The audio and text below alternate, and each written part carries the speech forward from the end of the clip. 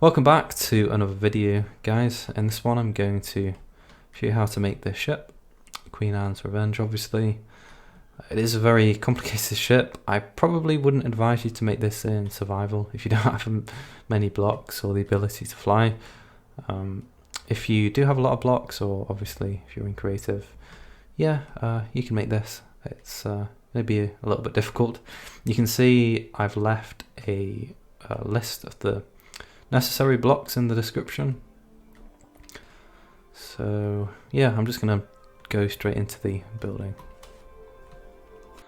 So the first stage, the 2D stage, you can see I've got all of the required blocks in the inventory. For some reason the particle effects are still active with the 1.16 blocks, so the Blackstone here. I kind of think that's aesthetically pleasing in a way though, but it's probably best if that's not there. At this stage you probably would be better off just using the diagrams, honestly. Sorry if you can hear an ice cream van, by the way. I'm gonna leave all the full size diagrams in the description of the video. So yeah, hopefully they'll be useful. Like I said, they're probably you're probably better off following those at this stage, just a little bit easier. But if you prefer the video, obviously it's here. I'm going to be doing commentary throughout this video. Now I believe the video is 2 hours long, I could be wrong, but it's obviously a very long tutorial. I'm not really sure what I'm going to speak about. I've got a list, and the first thing on this list is whenever I used to make, when I used to make builds, often I'd listen to various podcasts, and probably my favourite podcast of all time was the Ricky Gervais show with Stephen Merchant and Carl Pilkington, of course. Carl Pilkington's just naturally funny. It's ridiculous how funny he is, really, without even trying.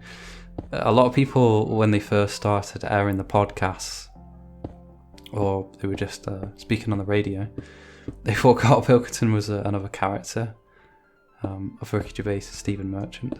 That's how funny he is. If you've not watched his content, I'd probably start off with... You could start off with a podcast, or you could start off with something like The Moaning of Life or An Idiot Abroad. So working my way up to the cabin. Obviously it's a reversed video tutorial. These sort of things are way too complicated to me. It's like trying to revise an entire book. But on to the second stage now. Again, I think the diagrams are going to be more helpful, more useful. Yeah, it's a great podcast, really. There's so much content as well, even now, after I think I started watching it when I was a teenager, when I was about like 15. So about 8 or 9 years ago now. I started watching it then, and I thought, I wasn't really, it was the animated version, what's known as the Ricky Gervais show, and initially I was quite hesitant to watch it because the animation isn't the highest quality, but yeah, it's really good. I think for a while it was like the most popular podcast, and obviously if you've played Portal 2, Stephen Merchant is he Wheatley? Is that the name of the small robot in that game? Portal 2, Portal 1 was very good, and Portal 2 just had a little bit more polish to it. So you can see the dirt blocks there, they represent the cannon ports. Yeah, it's a shame when you finish a game like that. I don't really play too many video games anymore. I've recently played Doom the 2016 version, and Titanfall 2. Obviously they're very good games, so I've enjoyed playing through those. Whilst I usually listen to like an audiobook or something, so I can justify it as a reasonable use of time, rather than just kind of playing a video game and not getting anything from it. But yeah, those games are very good. Doom, despite being quite simple, it's also quite, well, it's very well optimized, and the graphics are very good. So It's a very well made game. Titanfall is pretty much the same as well. So if you haven't played those games, obviously get those played. Joe Rogan's obviously a very good podcaster as well. Well, probably the best, the greatest of all time, you might say. I heard he was moving his podcast to another platform other than YouTube, but I don't know, like, I still see clips of his on YouTube. I generally don't watch the full length content. Sometimes I do. I watch the Alex Jones podcast the whole way through. I think Alex Jones is quite an interesting person, let's say. And various other people, but usually I just watch a few clips. And he's talking about the big like celebrity boxing matches, and that's quite interesting. Obviously he's got a lot of experience there, and he does commentate a lot of the MMA fights. What is it, UFC? I don't know. I'm not really too knowledgeable about these things. What's next? Other YouTubers. Yeah, it's kind of ironic because I don't watch a lot of other Minecraft content. I'll look at other builds, and occasionally I'll look at a time lapse. I find that interesting, but I really don't watch a lot of content that I myself produce. There's another YouTuber called Lord Dakar. I imagine a lot of you are familiar with him. He's produced a lot of good content. I've kind of been inspired by him slightly. Obviously he's a lot more successful than I am, although I haven't really aimed to get a big subscriber base. I used to just make whatever I wanted and upload it, and if it gets likes and views, then well, that's just a nice bonus. But recently I've tried to adapt myself so the content that I'm producing is more suitable to, or is more popular. I didn't in the past haven't really wanted to adapt my content. So I'm building the ribs here. Now I should have really done this slower, but what you want to aim for basically is just an upside down, well, not an upside down, a light bulb shape, or no, it would be upside down, but a pear or light bulb shape basically. You don't have to get this perfectly, obviously follow the diagrams, and I've got a video on my channel called How to Build a Ship in Minecraft. So if you're having problems with any stage in this video, then just refer to that video. It really doesn't matter if you get this wrong by a block or two. Honestly, this shouldn't look well, it should look like mine, but it shouldn't be identical. This video isn't intended for you to be able to make it perfect. The shape should be very similar, but not identical, basically. And you can see the diagrams are there to indicate what the layer should look like. Again, you don't need to copy it perfectly. And then the red stripe as well, which you can get perfectly, I would have thought. So what was I talking about? Other YouTubers, right? I think, so yeah, I'm trying to make things that are going to be popular, but also that I enjoy making. I've enjoyed making the ship. I think it's an unrealistic ship, and I don't really like that. I would say it's quite attractive, but honestly, I'd quite like to make something like a frigate or a ship of the line, but then they're not as popular, and they just take me ages. And a big part of my sort of goals recently is to be more productive, and I don't know what I want to do with the channel, honestly. It would be nice to grow it and make some decent content. That's become more, that's become a bigger part of my sort of goals, but I'll just see what happens, really.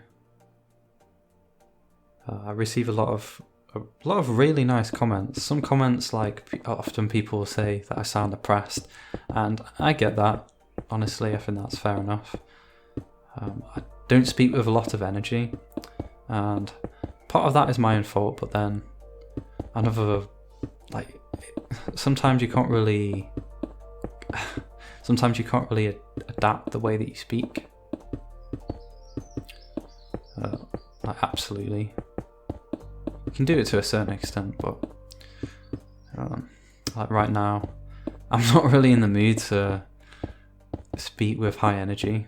I think it's weird when I see people on YouTube speaking with so much energy. I generally get irritated by them. I think people should generally just speak in a calm, sort of almost relaxing voice and get the point across that they're trying to make clearly.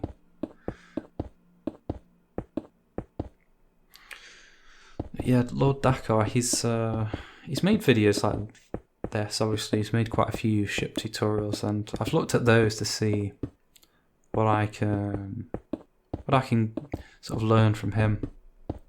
And his tutorials are way different to mine. He'll do the ship layer by layer, so from the blocks at the bottom, and then he'll work his way up layer by layer to the blocks at the top. He won't do that with the masts and sails. I think he stops once the actual hull is made. But I don't think I could do that with this ship. Honestly, technically I could, but it wouldn't work. The video would be really long, and although I haven't tried my own tutorial, which might be a problem, I might learn something if I actually tried it. I think I would definitely prefer this method. So obviously, let me know how you find, if you've tried one of his tutorials and you've tried one of mine. Let me know which style you prefer. I'm obviously not going to be offended if you say you prefer his. It's good to take criticism well. I used to take criticism quite badly, but over the years, I've come to understand that it's important to take on board constructive criticism. Obviously, no one's perfect, so it's absurd to assume that whatever you're doing, whether it be a video for YouTube or whatever else, is perfect.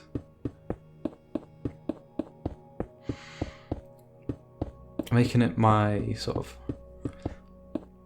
goal. Well, it's always been my goal in life to improve. I think that's everyone's goal, but this year in particular, I'm really trying to improve myself at a faster rate. Doing a lot more exercise this year. I've always done quite a lot of exercise. But this year I'm doing significantly more. I've put on a little bit of weight, which is nice, but yeah, feels good. So almost finished this side now.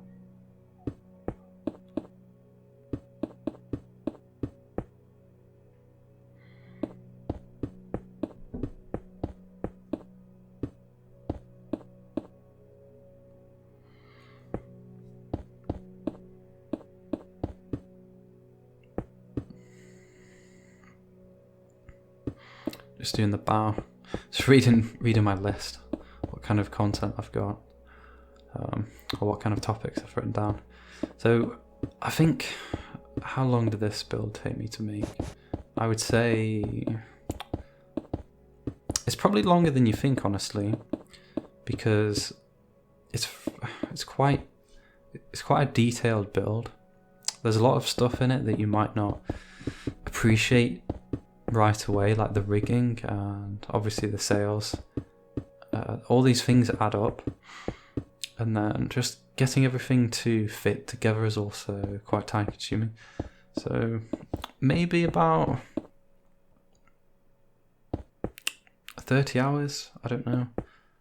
It sounds quite daunting, a 30-hour long project, but maybe it's not that much. But I've learned to get it done or get work in general done in hour-long segments. So generally after about an hour, some people say that it's the half an hour rule, but for me, I like to dedicate about an hour to something. So if you just work on one thing for an hour and then have a break and then do something else, I generally find that I'm more productive doing that. So for something like this, I might have, something like 1 hour long session, or maybe 2, depending on what my day looks like.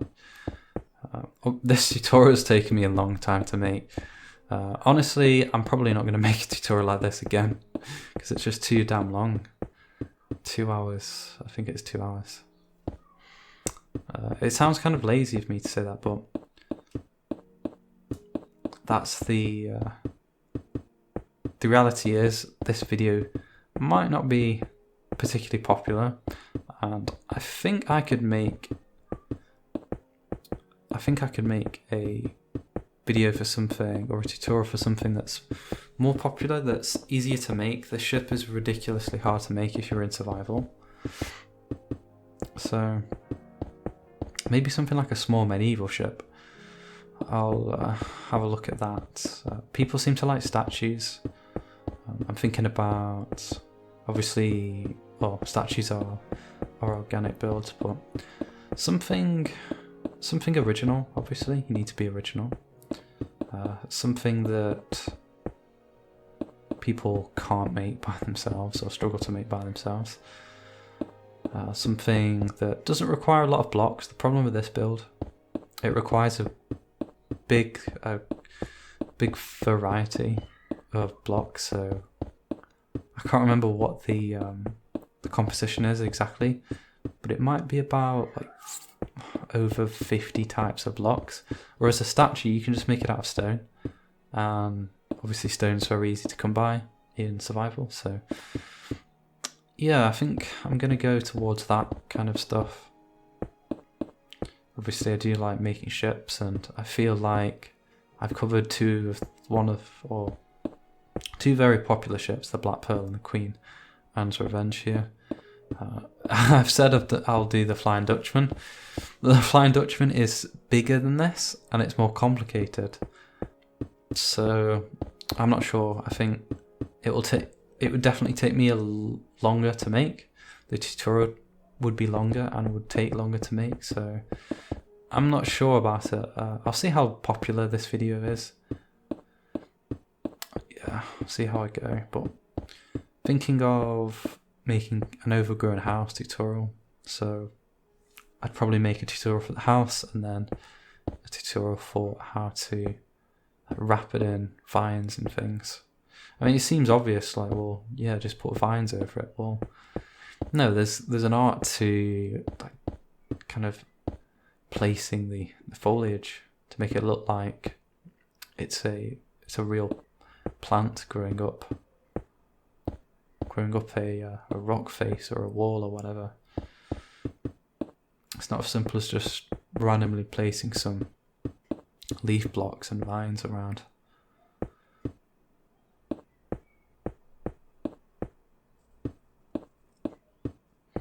It's funny, I go running about once a day. Sometimes I take a day off so that I get problems with my ankles sometimes and my knees, but not very severe problems. They just get kind of sore. And I saw this other guy running. He was doing some sprints, and I thought, well, it would be funny if I went up and asked him if he wanted to race me. So that's what I did, and we ended up racing him over 100 meters, and it was a draw. But I think I had to I let him start the race. It wasn't like a gun or whatever. So he had an advantage, and he had studs on as well. So yeah, I think I could have beaten him if I wanted to, but I think that was quite funny. I don't think many people would ask someone else if they want to race them. A lot of people don't like running, and I think to myself, well, do I actually like running? Sometimes I do, if it's a nice day and I have a lot of built up energy. It's nice to release it in that way, but when you're on an 8-mile run and you're 4 miles in, you can often think, or I often think to myself, why did I start this? I've made a mistake. Sometimes I think that when I start a big project like this one, like this tutorial, I start thinking, why have I bothered? Are people really going to enjoy this? A lot of people want this tutorial. On the time-lapse video, a few people, or not just a few people, quite a few people said they want a tutorial, so yeah, I suppose they've promised it at that point, so I had to finish it. So just replacing those temporary ribs, so it's all the same colour.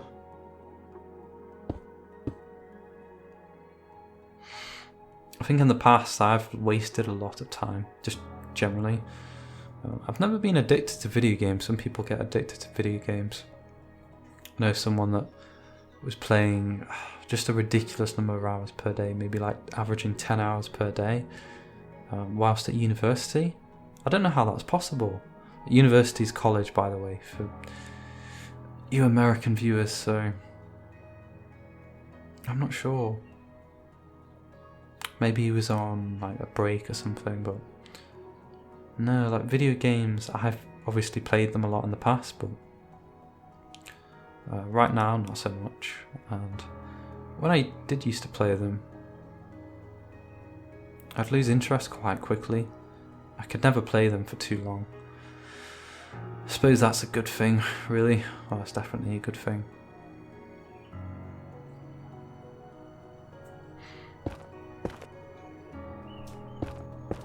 Obviously, a lot of people also get addicted to social media. I think that's a big problem these days. When we talk about the rise of depression and things, I wouldn't say it's definitely not the only factor, or the only contributing factor, but I think it's a significant one. I think that's fairly well known. I think the problem with it, a lot of people, when they upload a picture or whatever, a post, they're showing the best part of their lives, they're not showing the negative bits. So you get this unrealistic image of what other people's lives are like, and then you compare your own life to that, and obviously it falls short. And often people will watch a lot of other media, so like TV and film, and obviously these are like really attractive people usually.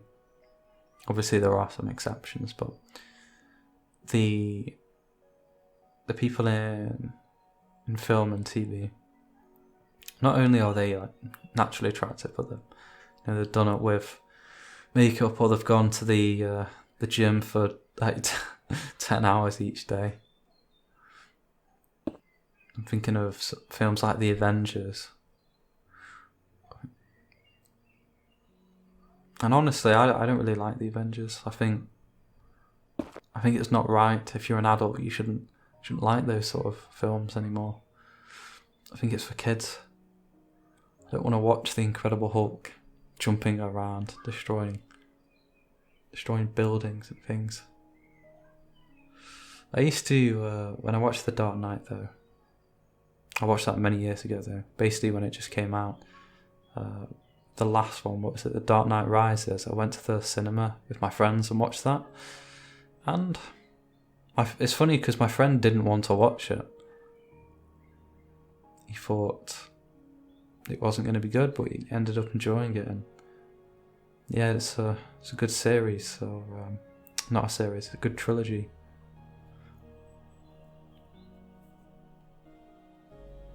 maybe I wouldn't enjoy it today because it is a bit silly, but it's nice to watch those films.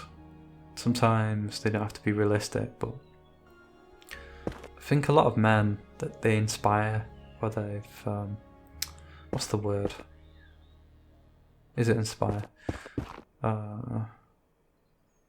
Anyway, they kind of take people like, or characters like Batman as role models. I think as men we all want to be a hero, really. It'd be nice, the idea of beating up criminals and people like that's quite, well, it's very masculine, obviously. I think the way for the Avengers, they attract men with obviously attractive female characters, like lots of fighting scenes, but they're trying to attract women now as well with like characters like, I can't remember his name, but the person that plays Thor and Chris Evans and the others.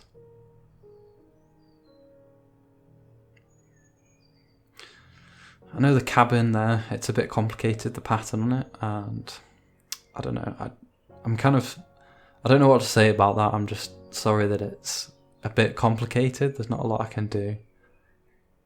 I've tried my best within reason to make this tutorial as clear as possible, but you really will have to use your own intuition to complete quite a lot of this, honestly. I don't think that's much of a problem. I think if you get something wrong, it doesn't really matter. Just use your own, like I say, intuition to correct it. And I don't know, just have fun building. Just get it built. Just relax and place these blocks down. Like I said, if you get something or if you get stuck, you can refer to that other video. I'll put the link to that in the description somewhere.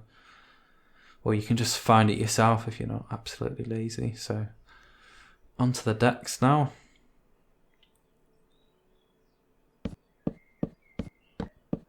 Run out of things to say now, actually. I made a list of how many items, about 10 items, and I've run out, so I don't know, I'll have to wing it now. I did it for the last video, actually, and I think I did quite well. I end up saying things that I kind of regret, though. I'm not just like talking to someone, like a friend or something. I'm uploading this video and it's going to be on YouTube for quite a few years, so it's yeah, it's not doesn't make me completely comfortable to know that these ramblings are going to be uploaded, but I don't know. I'm not talking about anything important, really. I think it's interesting. A lot of people on dates, they have problems maintaining a conversation. Now, I don't know if that's because they're nervous. Like some men, they do tend to get very nervous around women. I think others are just kind of not very good conversationalists. I don't know. Apart from my depressed voice, I think I'm fairly good at talking. Well, maybe not good, but fairly reasonable. It's funny when I receive comments like that, honestly. I don't know what people expect me to talk like, really. Do you want me to talk like PewDiePie or something like that? Some people have said that they like my voice, they find it relaxing. And yeah, I do appreciate those comments. But then, like I say, other people that are watching the same video, the same commentary, have something negative to say. So yeah, it doesn't hurt me, it kind of amuses me, but then it makes me think, oh yeah, I probably should put more effort in. I don't know how I'm doing now. I think I'm doing okay. I'm just not a very high energy person. Some people that I know, they complain they don't get enough sleep, they don't eat well, they have these problems, like they don't exercise enough. But then whenever I see them, they're extremely high energy. And I'm there I would say I'm in very good shape. Not to sound too arrogant, but I'm in good physical shape, and yet my energy levels are far less than theirs. It's weird.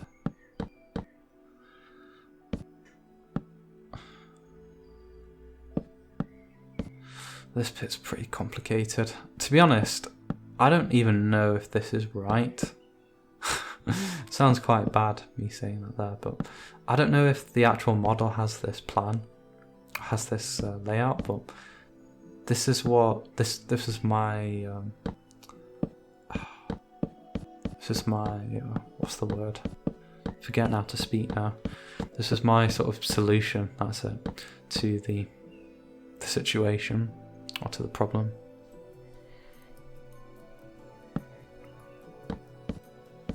Obviously this video as well, it doesn't include all the most of the interior is left out. I just don't have the time to do that. It's not worth it for me, unfortunately. Some people want me to do a tutorial for the ship of the line that I've done the 7 provinces, and for the same reasons I don't think I'll make another one of these style videos, or a tutorial for the Flying Dutchman. I don't think I'll make a tutorial for that shit. It's just going to take too long, and I'm probably better off doing something else, obviously. So here you just want to fill these decks in with slabs. So you've placed the outer slabs, and now you just want to fill the gaps in. For the cannon ports, I've also left a diagram showing you how many blocks should be between each cannon port. So 4 between all of them except the middle one and the upper middle one. Very simple. But if let's say if that's wrong, it really doesn't matter. No one's going to notice. So, like I say, just get it built. Don't stress too much. Enjoy the building. If you want to build it out of different blocks, you can do that. It's just up to you. I used to do my own thing, really. When I used to play survival, I'd occasionally watch a tutorial for something, and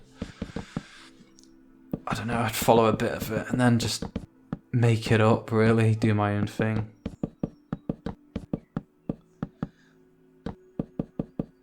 Like I said, I don't really watch other people's content. Unless it's a time lapse. I'll watch that, of course, but it's part of a problem, really, because I don't really know what people want. I'll upload something and I don't really have a sense of whether it's in demand or not.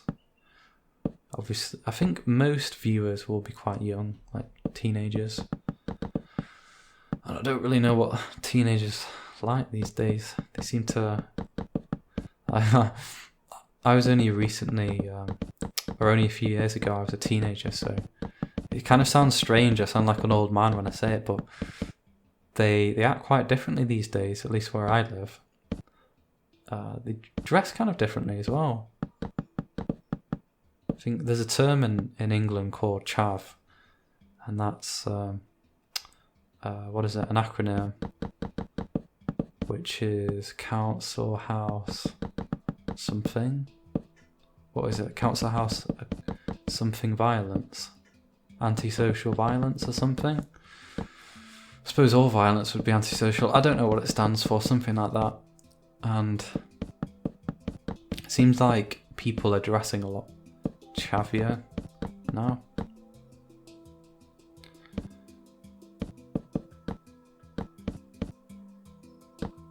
Not necessarily a bad thing, but it seems like culture changes quite a lot faster now with things like the internet.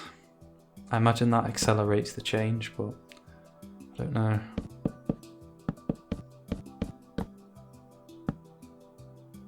I don't really know too much about American culture. I think about a third of my viewers are American, so yeah, I know you must have a version of chavs in the US.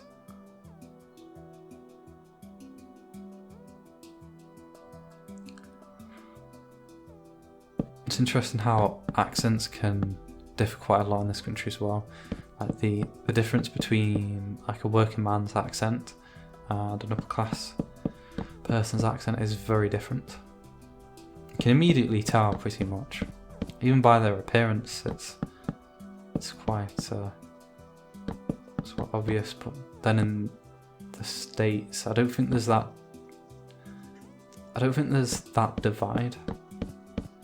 I've never been to the United States, but I imagine it's not as clear cut as it is in England in terms of class. I mean, because England's an older country, maybe these things have established over the centuries, whereas America's like a fairly newly formed country, and they have these ideas that anyone can make it, which is quite a nice idea. Obviously, in England, as people say, or people joke that in the United States, you're told that you can be the president at an early age when you're a kid, whereas in England, you're told you're not going to be anything special. I wouldn't say it's that extreme, but it's kind of an exaggeration of reality.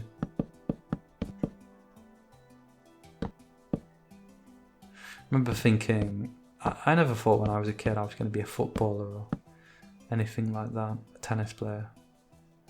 I was a bit better at playing tennis when I was younger. I still play tennis, and if I have the chance to play football, but nothing serious. I used to play a lot with my friends at the park, but obviously that time's passed, and I miss those days really. Spending time with my friends. It's nice because you go to school. I mean, I didn't really like school that much, but you'd go to school, and then if you wanted to do something after school, obviously football, for example, or you call it soccer, don't you, in America, for whatever reason, you would just go to the park and play it. As simple as that. You didn't need a phone. I didn't even have a phone when I was a teenager. I just used to run around to someone's house, knock on, and ask them if they want to come out. Simple as that. You can't do that these days.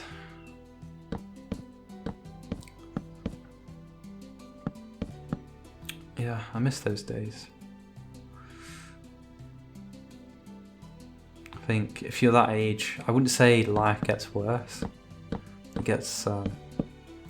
It changes, but I think cherish the time that you have now.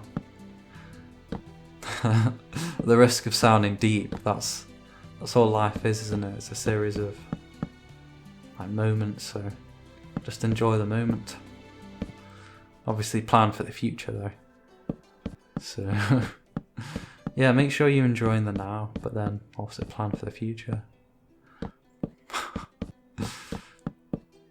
This is what happens when I don't have a notes to read from, or like topics to pick. Start talking about weird stuff. Yeah, almost finished the decks now. I'll have to write some more notes down. I'm going to do this commentary in 2 parts, but tell me how you're finding this build. Tell me if my commentary is okay. I know I'm not particularly high energy, but yeah, I'm not feeling high energy today, honestly. I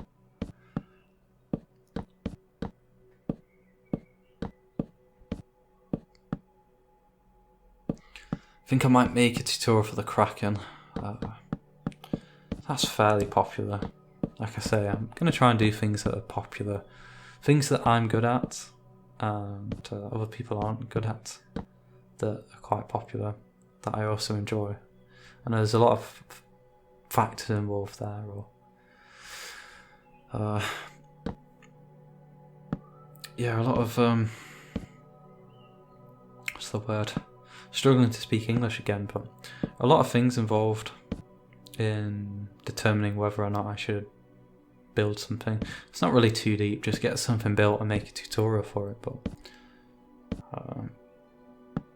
like with the builds that you see here, it takes a lot of planning. That's the most important stage. It's not. I don't just go into Minecraft and start randomly. Or when you create a piece of art, you create the sketch first, and that's essentially what the plan is. And I really like making very complex plans because it makes each stage just a lot easier. So placing the guns in there. It's quite a simple design really for the cannon. Just a couple of black concrete blocks and a stair block behind. I don't think it needs to be any more complicated than that.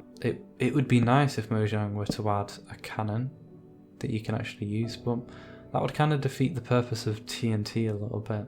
TNT cannons, and obviously they've been very popular throughout the history of the game, so I'm not sure. At the moment this is the best solution I've come out with, so some people use anvils, but I don't know, I don't really like the look of anvils for cannons.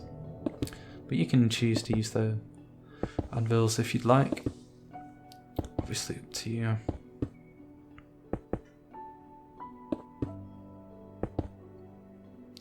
I've almost finished this. Yeah, I put the cannon port like covers on, whatever you call them. It's funny how poor my knowledge of ship terminology is.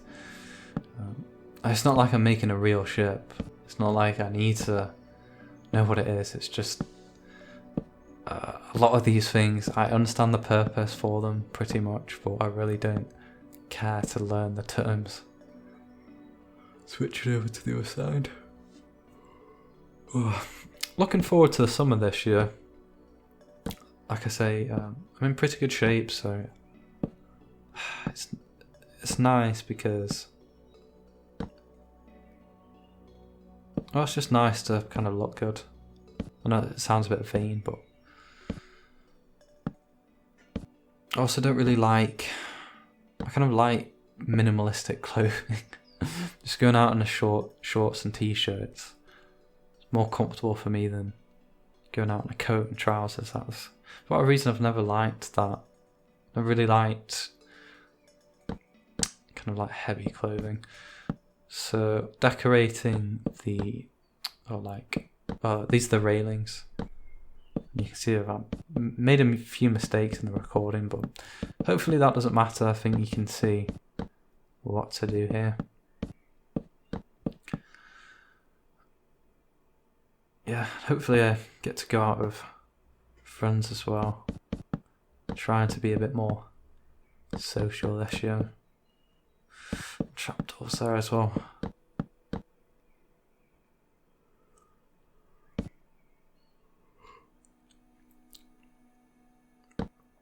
It's a bit of a shame really, because I hate to admit it, but I do just prefer the summer over the winter, autumn and spring. And it's like, well, that's only a quarter of the year. That's weird, you Americans, you call autumn fall, don't you? I think that's quite a good term for it. I assume that means because the leaves are falling off. But why did you have to change it from autumn to fall? I don't see the point. It'd be interesting to know why Americans call it fall, but yeah, it seems a bit of a shame to. Maybe it's because it's England, because as many of you know, England's the weather's not great. It's quite cloudy. Today it's not so bad. You might be able to hear the birds singing outside, but I just prefer warm, not too warm, about 20 degrees. That's another problem with Americans. You use Fahrenheit, and I don't know how to convert Celsius into Fahrenheit. I think most Europeans, or all Europeans, use Celsius. So, yeah, I like it to be warm, but not too warm.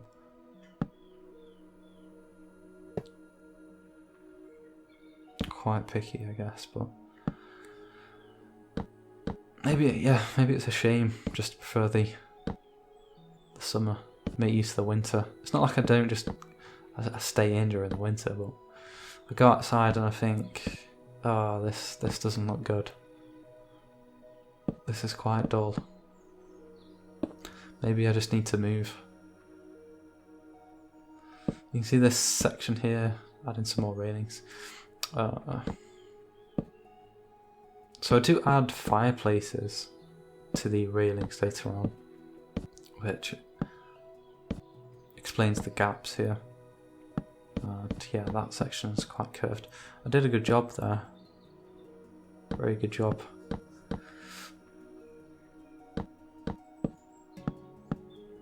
Working the way up to the stern. See some floating blocks here. Yeah, I apologise for any imperfections with this tutorial. Again, it sounds like laziness, but really, if you put yourself in my shoes, it's very difficult to make something like this. And I think really you should be using your own intuition for a lot of this.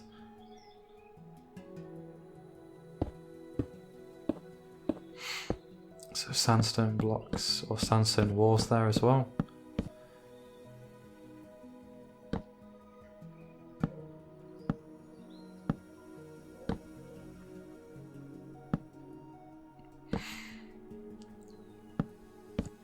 Trapdoors here again. Like I said, I've used quite a variety of blocks for this section.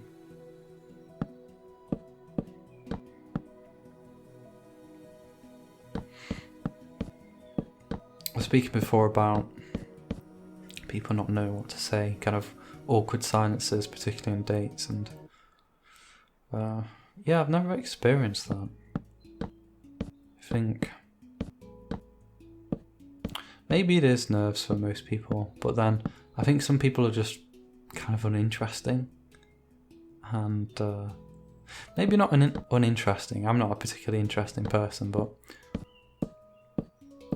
maybe they're just not good at talking. As as Carl Pilkington said, it's funny, in one of the podcasts he was doing, for whatever reason, some people that work with films, they asked him to like come out with ideas for a new film. I'm really not sure why they were asking him, and he said to Ricky Gervais and Stephen Merchant, I find that if you keep talking, your brain will come up with stuff. And as usual, he gets ridiculed by those two. But I think he's got a good point. I think if you just kind of keep talking, as I'm doing now, you'll find yourself talking about something interesting. Sometimes with me, I end up talking about something very, very odd. And I mean, that's the case with Carl Pilkington as well. This situation with me is a bit mad because I'm talking to myself for an hour in the hopes that people will listen. It's not a natural thing to do. But yeah, Carl Pilkington came up with a few film ideas, and a few of them, if you've seen Black Mirror, were kind of copied by the writers of Black Mirror. So if this was something else actually. He mentioned before, when someone's feeling ill, it's hard to describe an illness or a pain. So if you've got like, I don't know, a pain in the abdomen, it's hard to describe it. Is it a sharp pain? Is it a numb pain? What is it exactly? So he said it'd be good to invent something whereby a doctor could feel the patient's pain.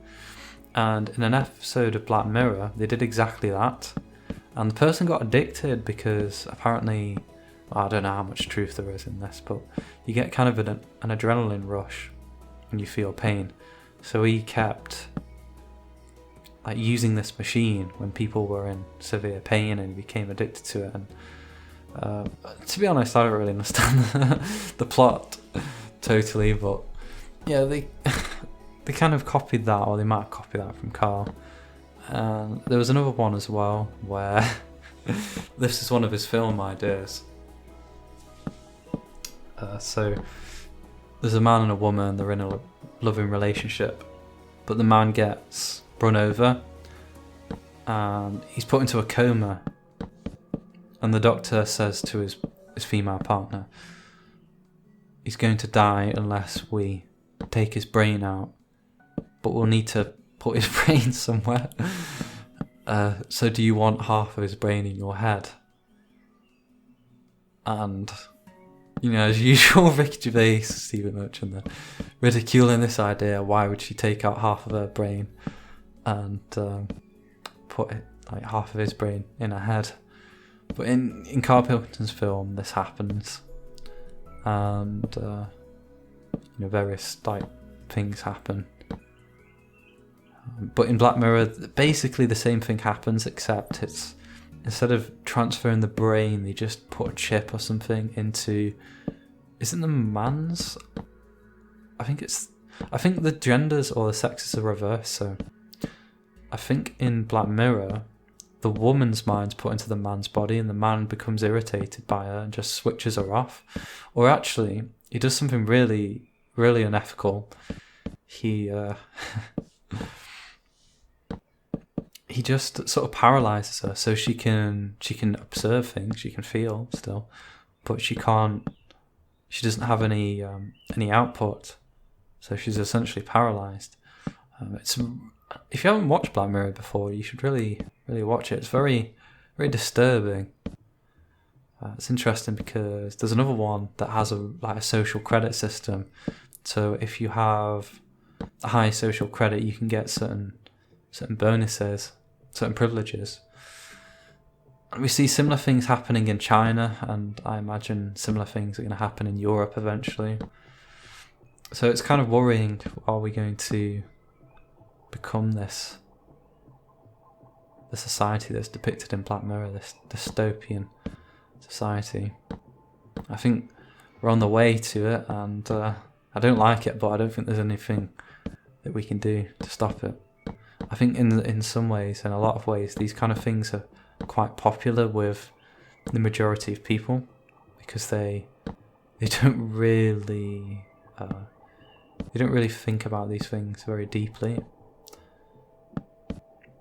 So yeah, it's a good show, and it does make me worry about the future. Again, these are the sort of topics that I tend to lean towards when some more appropriate things aren't in my mind. So yeah, doing the sort of the balcony for the cabin here. I don't think I've watched the first 3 Pirates of the Caribbean films. I can't really remember the Flying Dutchman in them. I don't really have any particular strong interest in this ship. I think the Black Pearl's quite nice, but the Flying Dutchman's particularly unrealistic. It sits way too high in the waterline, and a ship like that could never go underwater and come out again. That's just absurd. But and then the characters as well.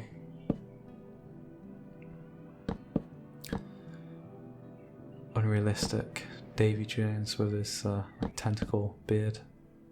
Completely unrealistic. No, I quite liked the design. The crew. It's a good film, or a good film series. I think the first one's particularly good. The first 2 are quite good, and then I think it went downhill from there, as far as I can remember. I've always liked The Lord of the Rings. Obviously the best trilogy of all time. Strange, that's probably it's considered an old film now by a lot of youths today. But in my day, it was very popular. Remember, the kids in the playground used to talk about Star Wars as well, and I never liked Star Wars. I used to feel left out. I don't know any of these names. Obviously, I know Darth Vader. It's kind of a weird phenomenon today. A lot of people, they're really obsessed with films, like even adults. They really like Star Wars, and I've watched one of the latest Star Wars films. I don't know which one, like the first of the new ones, and I didn't like it at all. I thought it was very, very boring. I really don't know why people get hyped up about these things. It is just a film. It's not going to affect your life. It's just I don't know, just basic entertainment. There's nothing special about it. I would like to watch films like The Joker, so that's quite good, but everything else, with a few exceptions, just seem quite boring to me. I used to be quite into films, but now I just don't really care. I think the quality of films has declined.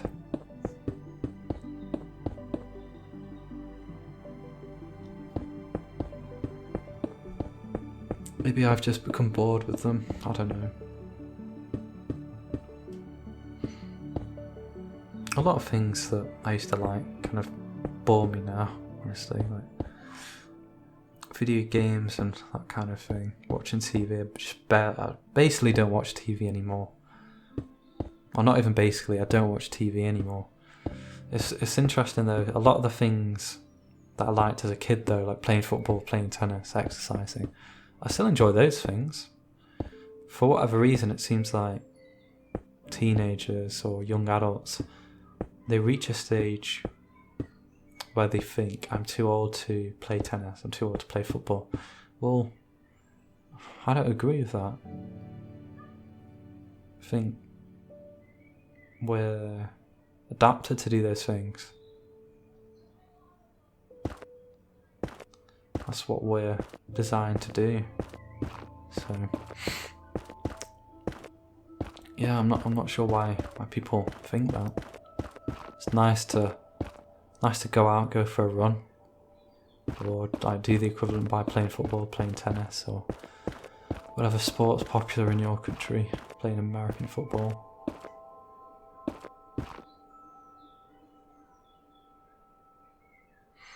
I guess that's partially why things like, obesity rates are so high, depression's high.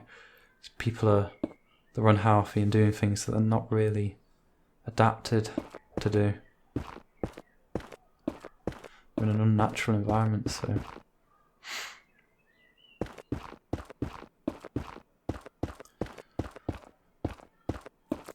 So doing a bit of the, I don't know what you call this, a cover, I guess. Cover for this, both the balconies, I guess.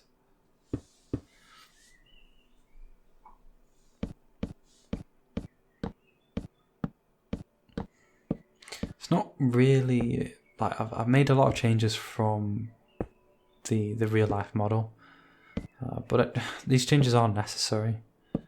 A lot of people in Minecraft they tend to go for high realism to the point that they make the build less than what it could be because they're leaving certain details out. They're just including the absolutely correct details, if that makes sense. So it's hard to explain, but when you're making a model in Minecraft, you need to make a lot of modifications. You need to adapt. So that's what I've done here. And yeah, a lot of people, they make a lot of positive comments about my builds, and I really do appreciate those comments. It's nice, honestly, it's nice to read them. I used to, when I first started building things, I had a bit of kind of arrogance really. I thought, yeah, I can build quite well. And looking back, my builds weren't bad, but they weren't great. And over the years, I've got a bit more modest, I guess. Not just in regards to this, obviously, because building things in Minecraft, obviously, it's not the most important thing in the world. Just a bit of fun, really. But just in all things, I think you need a bit of arrogance, but then you need a little bit of modesty as well. Like Muhammad Ali, he even before he was the greatest of all time, that's what he'd say to people. He said that he was the greatest of all time even before he was. Probably would have been embarrassing if what's his name now? Not Joe Frazier, the other one. I can't believe I can't remember his name. George Foreman, it'd be embarrassing if he knocked him out, I guess, but gotta play that risk, haven't you? So, the lanterns now. Starting with the anvils.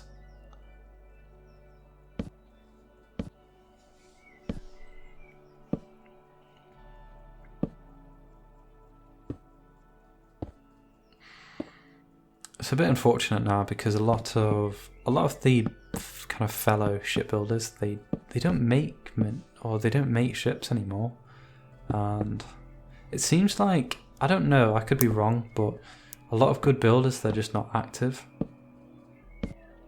I'm not saying all. There are no good builders, obviously. There are a lot of good ones. I'm quite bad with names, so I can't really name anyone.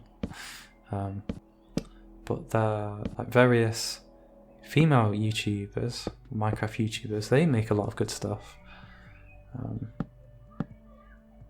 And obviously a lot of male YouTubers.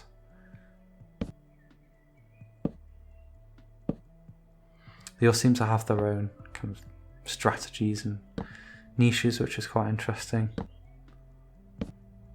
Like I've said, I like to keep my stuff fairly original. See, I didn't, or you could hear, I didn't reverse the chain sound effect there. Sounds kind of odd. I've noticed when an Enderman picks up a block, what Mojang did, they just reversed the sound effect for the placement of that block, which is quite cheap, really, when you think about it. I don't really like. I've made a video about how Minecraft could be improved, and it's not a particularly popular video, but I felt like I covered a lot of good points in that.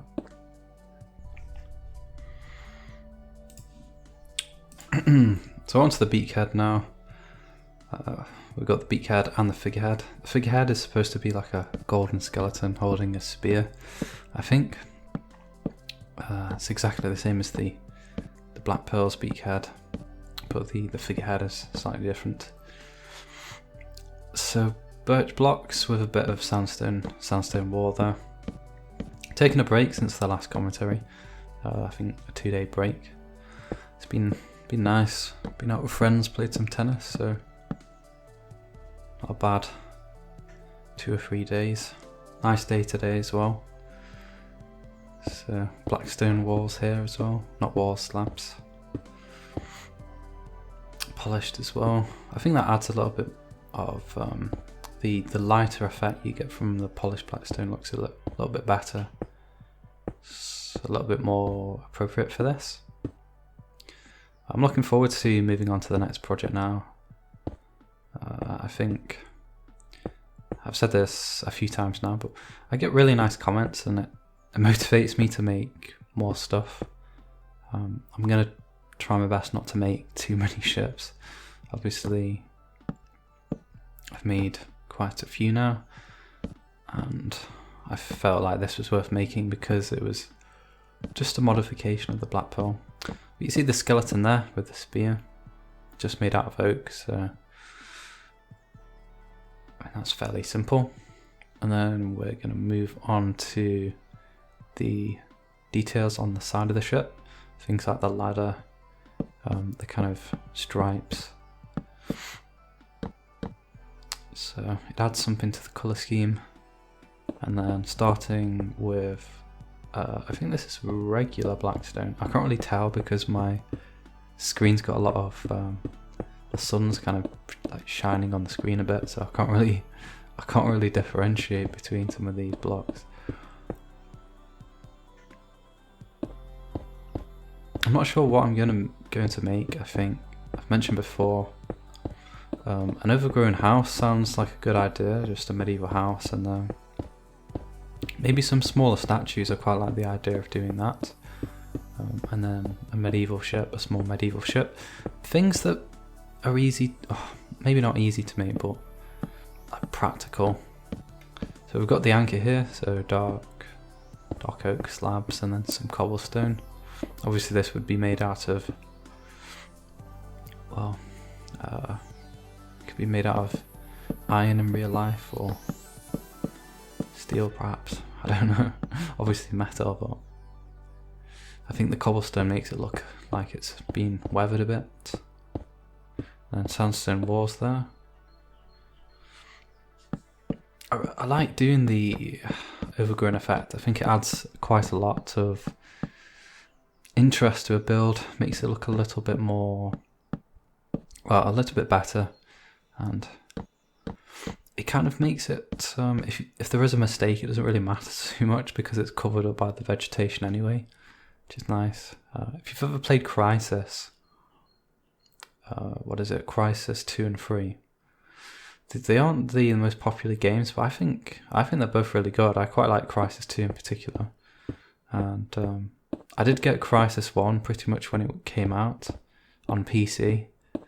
I don't know how my PC could run it, because I'm pretty sure back then, well, I was pretty young, so I don't really know what my PC specs were, but it could run it, as far as I remember, reasonably well, and I enjoyed that game, strangling some North Korean soldiers and fighting aliens. But the visuals in Crisis 2 and 3 are really nice, because it's New York, overgrown New York, and I think that aesthetic works really nicely. You have a similar sort of aesthetic in Portal 2, and that runs on the Source, what is it, Source 1 engine, which isn't particularly known for its like quality graphics. I think when it was first used with Half-Life it was quite good, but it's really outdated now. But I kind of like that sort of, not dystopian, but the look of like nature taking over some old building. Even in, I think it might not be Chernobyl, but there's some like ex-Soviet, or not ex-Soviet, some like old Soviet buildings that I've seen, and they've just been like covered up in like trees, vines and things like that, and if you were to see it when it was like just made, it would look quite ugly. The buildings are quite like standard modern buildings, just made for just blocks of concrete basically, but then when the plants take over, it actually looks nice. So maybe if you've made a bad house, you could sort of make use of it by covering it up with vegetation. I don't know. So starting on the deck details now, we've got a I can't remember what this is called actually, but we've got a square of trapdoors there. It's so that crewmen can pass cargo through the decks, and well, just for convenience basically. And then we've got like some kind of table. The terminology is so good. I've got some stairs there. Make sure they're facing the right way, obviously. Then we've got the main sort of. I remember the or I did know the term for this, but I can't remember it now. It's annoying. It's in the how to build a ship video in Minecraft. It's ironic that I don't know. This is also where the lifeboats sit, of course. It's a shame Crisis 2 and Crisis 3 are quite badly reviewed, and Titanfall 2 as well. That is a very good game, and it wasn't particularly successful. Quite underappreciated. I think Crisis 3, I don't like some of the level design, but Crisis 2 was quite good, even though it was different to Crisis 1. I think Crisis 1 is the best, honestly, but yeah. I used to play this game called Company of Heroes 2 as well, and that's got quite bad reviews, and I can understand why. They were very... I never played the single player, but it was quite anti-Russian, so a lot of Russians didn't like that and rated the game negatively. I don't know, I think I'm not sure if that's justified or not. I haven't played the single player, so I can't really comment, but it seems a shame because it's obviously a game about heroes, heroic acts of just regular men, regular soldiers. It's not really supposed to be about the politics, and I think they brought the politics in a little bit too much and made it, well, a bit biased, so I think they might have a point. But the multiplayer is really good. When they added new factions to it, like the British for example, they made them really overpowered. So we've got these doors there. I've missed a bit of the ladders out there, but obviously fill those in like I've done there. And you can see I made a mistake with the recording as well. So a double door, and then I think these trapdoors just add a nice amount of detail. And we've got like some kind of cover. Terminology is so terrible. I think it is overcomplicated, but should perhaps do a little bit more. I usually don't go for ladders actually. I usually go for stairs, but ladders are the only option there. Once again, using dark oak, stairs and trapdoors, and then some regular oak doors. And one of these grid things, and I miss a trapdoor out here. You see there. It's funny how I remember that, because it's one thing in many, or like 2 hours of recording.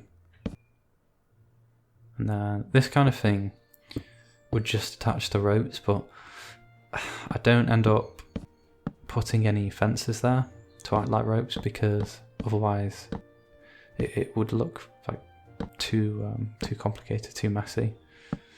Hopefully they do add ropes to the game. I really don't understand why they haven't. They've added chains, so why wouldn't they add ropes, and especially a diagonal rope? I don't want them to add sort of ropes of physics. Just angled ropes, is that too much to ask for? So moving on to the masts now, flying backwards. So starting with the mizzen mast, so 13 blocks. As you can see, a diagram on the right side. I was thinking about buying the, what is it now, like it's Halo Remastered or something on PC. I've never actually played it. I've never had an Xbox, so never played it at a friend's house or whatever. I just don't play that many video games anymore, so occasionally I do. If I need to relax. Been playing a bit of Rocket League, 1v1s. I used to find it really stressful if I lost. It's kind of, if you're playing in a group, you can always blame someone else. If you lose, you can always deceive yourself into thinking it wasn't your fault. It was another someone else on the team's fault. But in duels, it's quite, you can only blame yourself. Or I suppose you could blame latency or something, or just bad luck. I used to find it really stressful, but now I'm just not really bothered.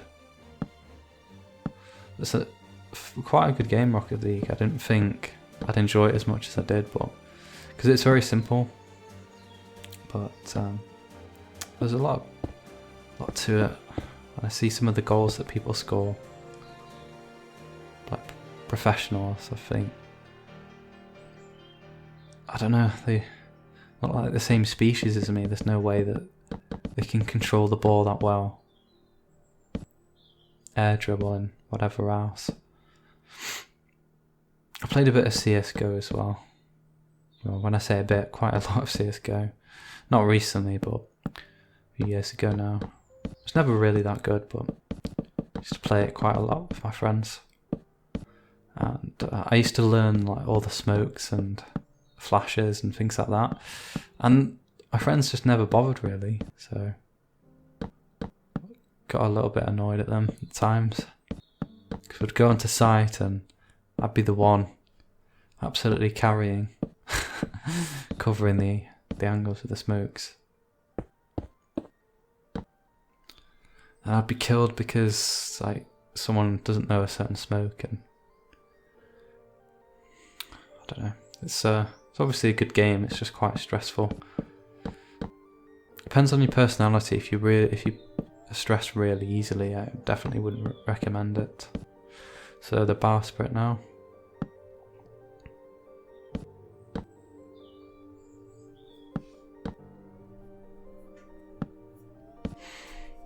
There are some games like Company of Heroes. I can play those games, and if I lose, I still enjoy the game. I don't enjoy it as much, but there are games like CS:GO or Rocket League, and if you lose in those games, I don't tend to enjoy them very much. I suppose actually in Rocket League I do enjoy it regardless, but certainly in CS:GO I just feel terrible if I lose.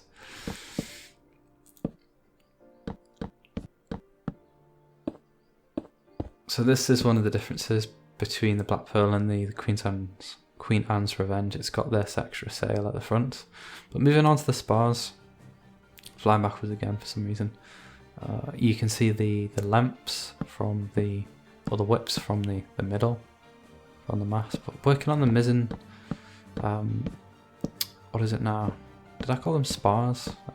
Someone said recently that they're actually called yards, and spars refer to any sort of pole. So yeah, the mizzen yard, basically it's a pole that the sail attaches to. So you can see groups of like 3 there. You don't need to get that perfectly, but that's generally how it should look. And then the regular spar there. I'm including barrels and spruce half slabs there, because in real life these poles would have rope wrapped around them every few foot. So oh, you see I'm making a mistake there. Yeah, there we go. Sorry about that. Like I say, I don't think I'll make a video of this length again. It takes a long time to do this, and honestly I think the percentage of people that are able to do this, I think that's very low. I should do more practical things, like more smaller things that have far less demanding in terms of like block diversity. Statues good. Statues are just made out of stone. I quite like them. A little bit of organic work. I don't know what else I could do. A dragon, made an eagle. Someone wanted me to do a soldier or a Viking soldier, so I could do that. I'll have to have a think. It is hard. You need to do a simple thing. Like a bird is fairly simple. A dragon is fairly simple depending on how you make it. A person can be fairly simple. I'm not sure. I've not actually tried, so we'll see what happens.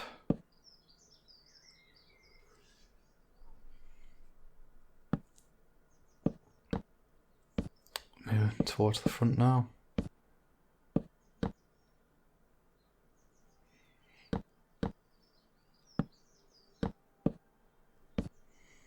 Just trying to think what I would actually want to make if I was playing survival. I always used to just make a castle, house, some kind of traps, like redstone traps were quite fun. Maybe I could do a bit of that. I don't think I've done any redstone on the channel, really, other than the command blocks. Like a redstone gate. I could incorporate that into a house, maybe. That'd be quite nice. Yeah. Never made a ship. Oh, actually, I made a few ships in survival.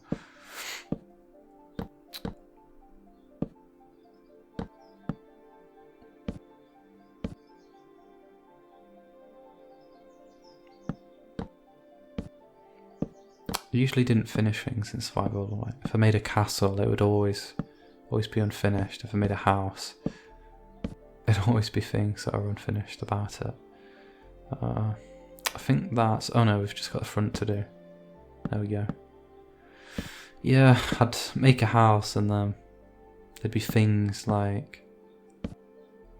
I'd want to alter the roof and then I wouldn't bother, I'd just leave it so the roof would be like slightly off. And I suppose that's the good thing with creative. It's just a lot easier. It feels bad when often the server would get reset and all your work would be gone. So it's nice to build it like this, build something like this and have it saved. I've got work from, or builds from 2012 that are saved. So onto the shrouds now. So you can see I'm using grindstones and trapdoors. So it's a little bit odd. I haven't seen anyone else use this combination, but yeah, and then fences. So a layer of 2.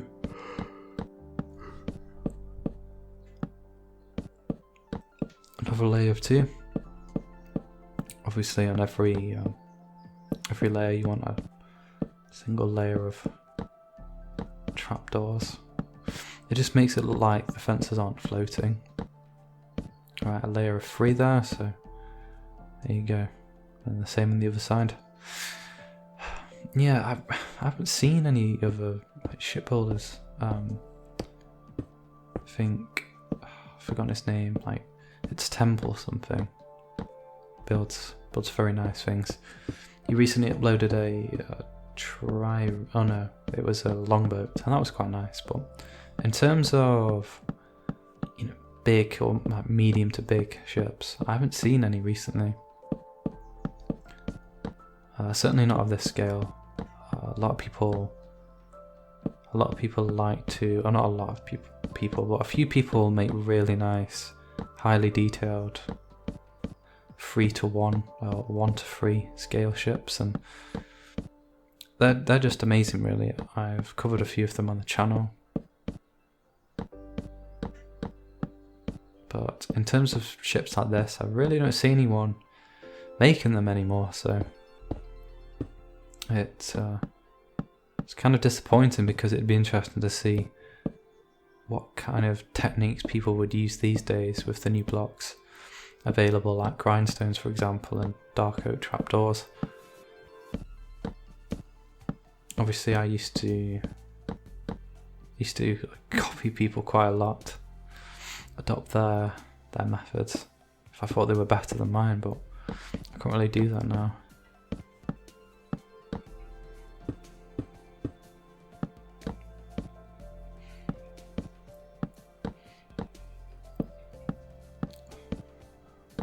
I didn't actually use this strategy on the Black Pearl. I didn't use grindstones. I think I was using... What was I using? Nether brick walls? But they attach to each other unless you use world edit, so... Yeah, I thought this was a little bit better. Allows people to actually build it without world edit as well. I think it just looks better. It's better pretty much in every way. It's satisfying to do that every time you make something, you get a little bit better.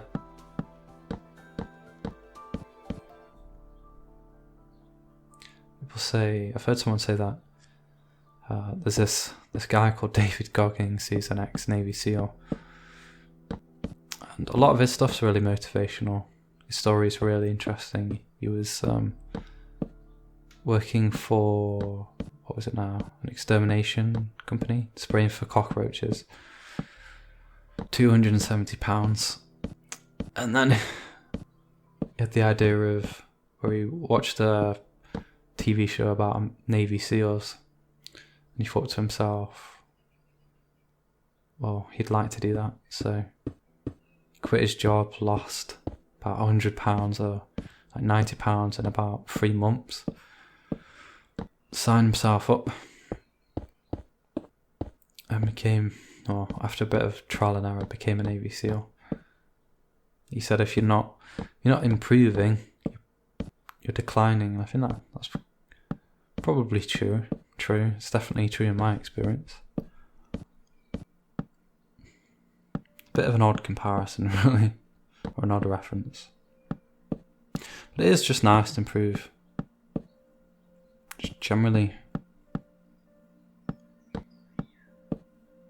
Like I've mentioned a few times now, I started running quite a few years ago, and I've kind of not declined, but I've plateaued now.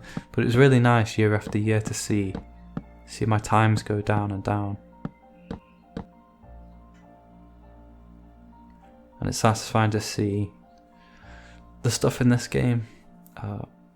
It's not really that important, but it's nice to see that things like video quality and build quality are managing to increase that year after year.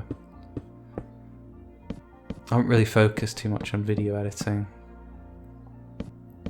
over these years, but like I said, putting a little bit more effort into it. Selecting the right kind of content as well. There's no point making a video that isn't in demand, even if it's really high quality. If it's not in demand, there's no point making it. So knowing what people want. A few years ago, I was really stubborn about that. I didn't make things that people wanted. I just made whatever I wanted to make. Well, that's just what I wanted to do at the time, but now I'm kind of a lot happier to do what's in demand. I've made pretty much whatever I've wanted to make. Like I've made a few houses, made a cathedral, made a church, made a few organics, made loads of ships. So right now I'm just kind of happy to do whatever people want, really. So just the lower part now.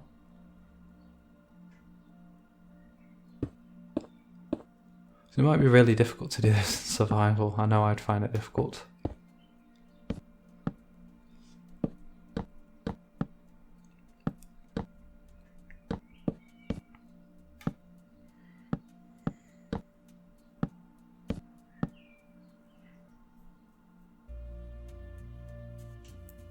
If you are making a ship, and following this, I think it's easier to do the mizzen sail.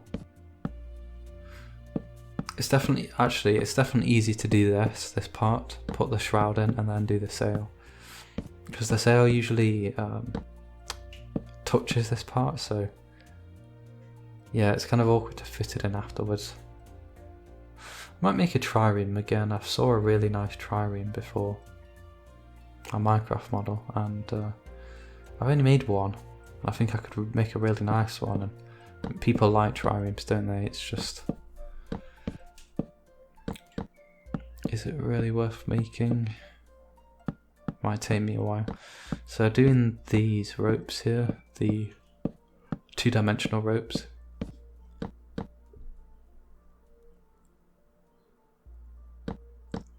That one's fairly easy to do.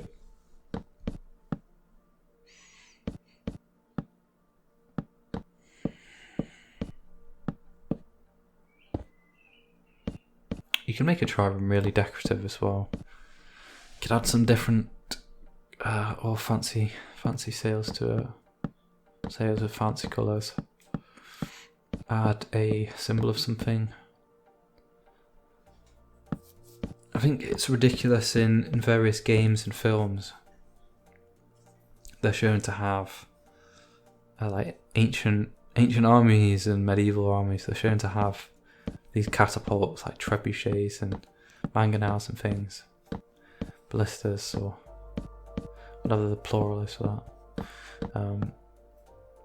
They're shown to have really ridiculous ranges, like the range of a cannon or something, when in reality it might have a range of 100 meters, and they certainly wouldn't be launching missiles that were on fire. What is the point of the fire, really? Just for effect. I mean, it looks cool when you're watching it, when you're watching the film, but when you think about it, it's ridiculous. I always used to like there's Gladiator's very good, and then Troy. Films of the early 2000s, and they're really well done, but like, for example, in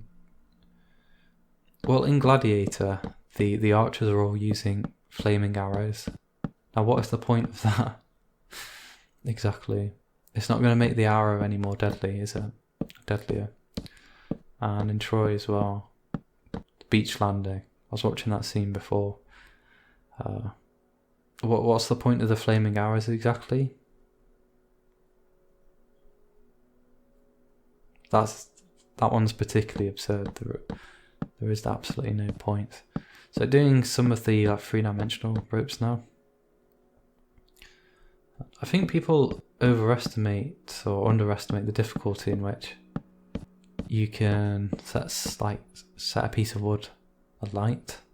If you've ever tried to make a campfire and it's recently rained, it's not too difficult, but you need some experience. You can't just rub 2 sticks together or get a lighter and light some leaves and then add some wood. It's not as easy as that. You can't just shoot a flaming arrow at a ship, for example, and expect it to catch a light. It won't happen. Maybe if you hit the sail and then the sail combusts and then that spreads to the masts and things, that would work. But even then, I don't know. It's just Hollywood, isn't it? It's not very realistic.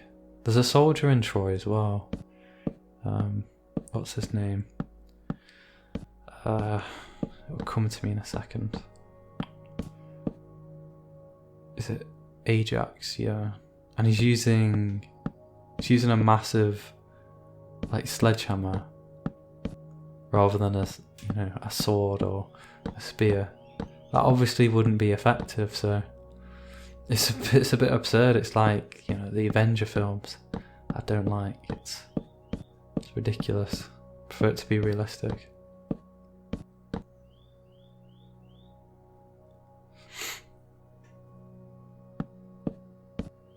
So doing these parts as well. It's a bit laborious, this part, and it's a little bit frustrating as well because due to Minecraft being Minecraft, this isn't going to look good. It's not going to look too bad, but it's going to be the weakest part of the build, I would say. There's not a lot you can do. After years of sort of experimenting with different techniques, this seems to be the best.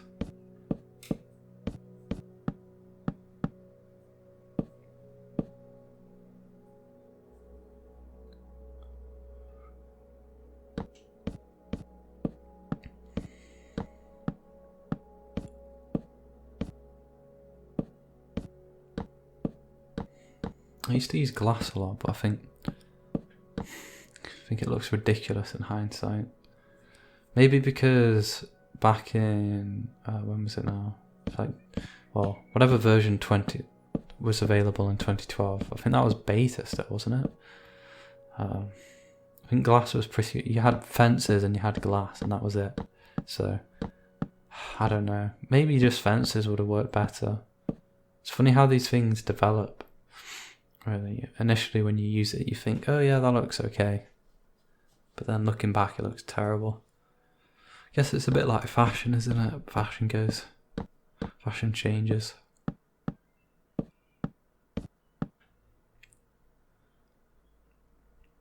And it's interesting. A lot of people they do tend to make in Minecraft. They tend to make medieval houses, medieval buildings, and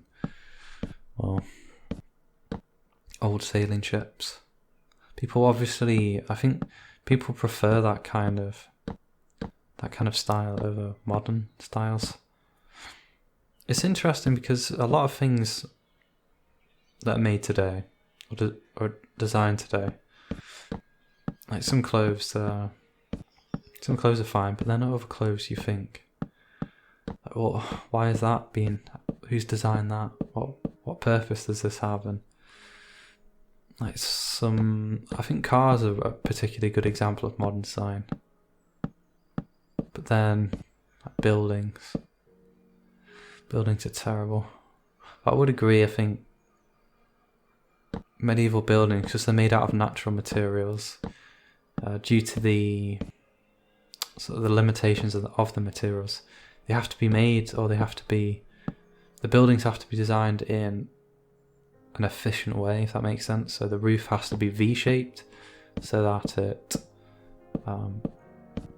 sheds the water effectively, whereas today you can make a roof out of modern materials and you can just make it flat, which is not as attractive, but you can do that.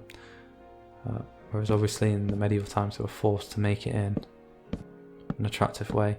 They weren't deliberately doing that, but I think due to the fact that they were forced to make it in that way with natural materials, it just meant that they look quite nice. And then obviously you have a bias because the better built things survive, whereas the lower quality buildings made out of wood and earth, they'll just rot away. But then even then, they would have looked quite nice, I imagine. Because like I say, they're made out of nice materials, they're made in an efficient way, and it was a lot more, a lot less concrete, obviously. It was a lot more sort of, I wouldn't say natural, because it's not like a farm's not really natural, but I suppose a farm's more natural than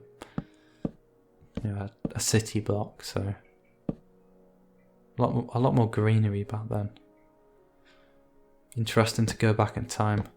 I've often thought, when would I go back in time?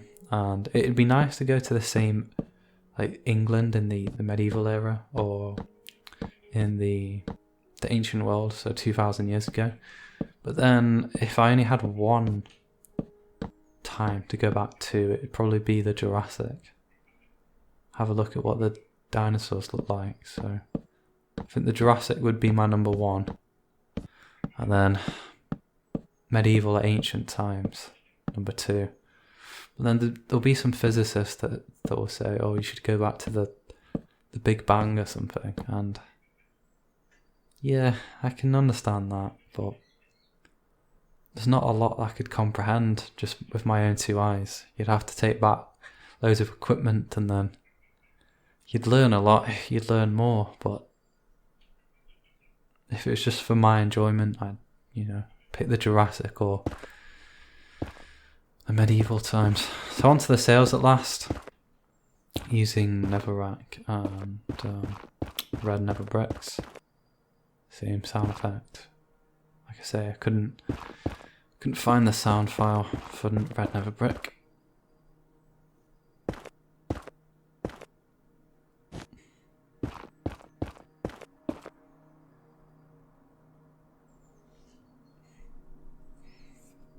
It's a lot warmer back in the Jurassic, I've heard. I think the air was more oxygenated. A lot of people say the amount of carbon in the atmosphere, it's not too important, and in a way they're right, because things will survive if the amount of carbon increases and there's a larger greenhouse effect. It's just the rate of change is very, very damaging to the ecosystem, obviously, when you have that level of change in a short amount of time. Things just can't cope. It's very finely tuned. I'm not like an expert, but I'm interested in this kind of stuff, and a lot of the arguments you hear people present, they're quite annoying. So, like 60 million years ago, there was much more carbon in the atmosphere, and there were like reptiles wandering around places like England, where I live now. Obviously it was a lot warmer, so there was habitat for them here, but apparently loads of vegetation was like somehow became stored, like sank to the bottom of the ocean and then was trapped. So obviously that vegetation stored carbon, and then that meant that that carbon wasn't in the atmosphere and can't be released into the atmosphere, and so the earth cools down, and now there are no reptiles in England. Well, actually I saw a snake a few years ago, poisonous snake called an adder. That's the first time I saw one of those. It's because the grass, this long grass, had been recently trimmed. But other than that, you get sort of like smaller reptiles here, but you don't get any crocodiles, pythons, anything like that. I think that's a good thing. I wouldn't want to go to Australia and deal with that sort of stuff. In fact, it's probably the temperature of Australia I wouldn't like. Not so much the creatures, but the temperature. I wouldn't be able to cope.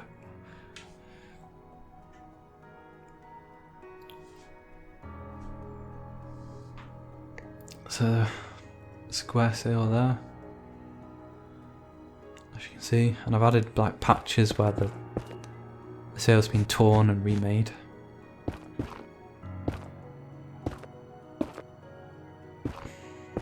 So this is quite a boring part, going to be honest. I suppose it's not so boring if you're making it. Honestly, you can't really follow this extremely well or extremely easily, but hopefully you get the idea, you understand how to make it in some detail, the kind of shape that you should be aiming for.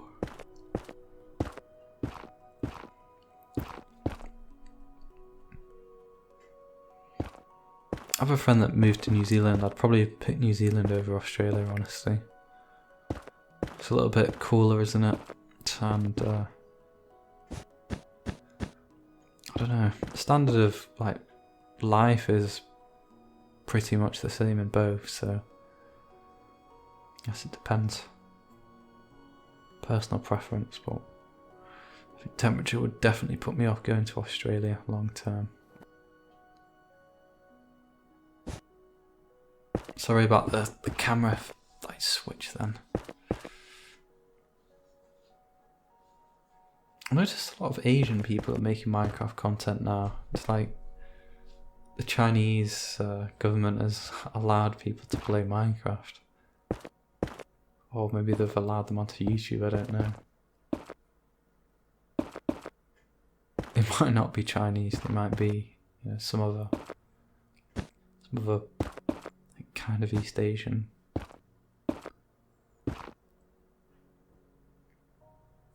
It seems like Japanese people, I don't know this for certain, but it seems like they don't really interact much with the West. Like, kind of socially anyway. Whereas people from like like the Philippines or even China, they're a lot more eager to interact. It seems like the Japanese just have their own culture and stick to themselves. I know someone that wants to actually like, move to Japan and teach English there. He's quite obsessed with that culture. It's interesting. You have a lot of people from Europe and America that are obsessed with Japanese culture, and it is quite interesting. So obviously, it's a very good country, Japan. I've had a very interesting past, very interesting history. So is China. A lot of countries like Australia, obviously, until recently they weren't exactly developed, so it's a bit sad for the natives that they were just, well, bullied off their land, but yeah, essentially they don't have any recorded history except for discarded boomerangs that you could find, I suppose. It's funny how they talk about that, like boomerangs, as if it's an amazing bit of technology. I mean, it is quite clever, but when you compare it to something like, well, a Ship of the Line, for example, it's not quite as good, is it? Honestly.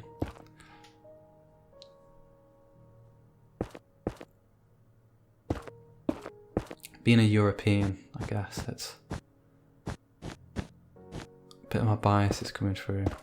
It's a bit unfair to say that because, well, there's a good documentary that I saw, and it's a, I think it's a book as well. It's called Gun, Steel, and I really can't remember what it's called now, but it's about how various different civilizations have evolved in the way that they have due to lack of available like crops and livestock. So in America, for example, they didn't have horses, which puts them at a disadvantage. And I agree with a lot of it. I think there are genuine sort of excuses, if you want to call them that. But then a lot of it is just down to the people as well. So it's interesting. I think it's blood. What is it now? Let me have a look. Type it in. Blood, steel. No.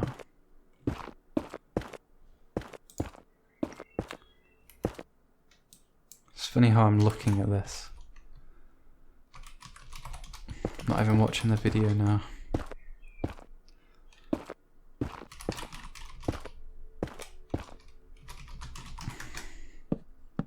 Oh, it's guns, germs, and steel. Right. Yeah, that's quite interesting. Obviously, there are criticisms of it, but I think he makes a good point.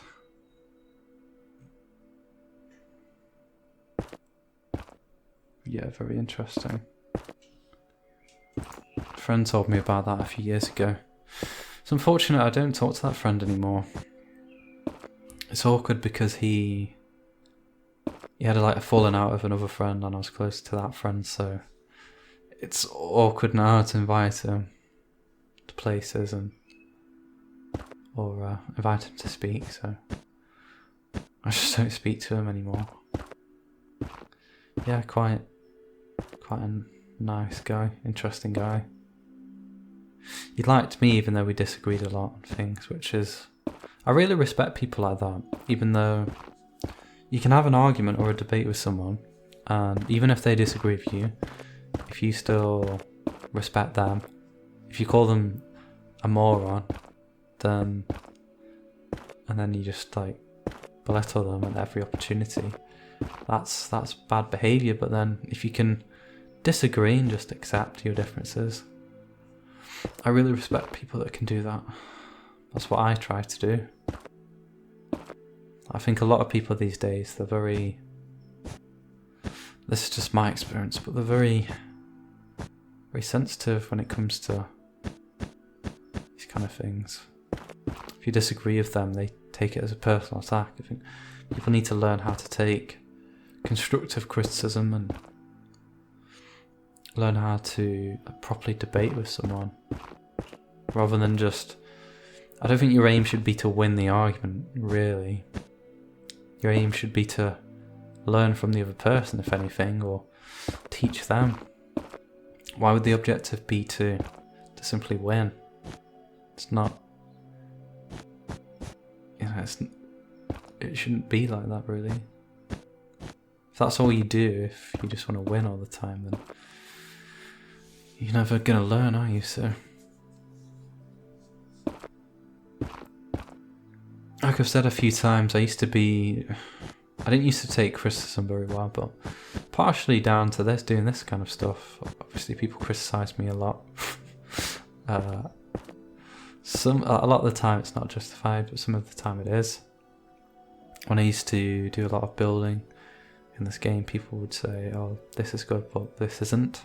They used to give me constructive criticism, and initially I didn't really like that. I thought, well, I can't make it any better, and so any sort of criticism is annoying because I've done my best, and if it's still not very good, then that's quite disappointing. But no, you could always improve, and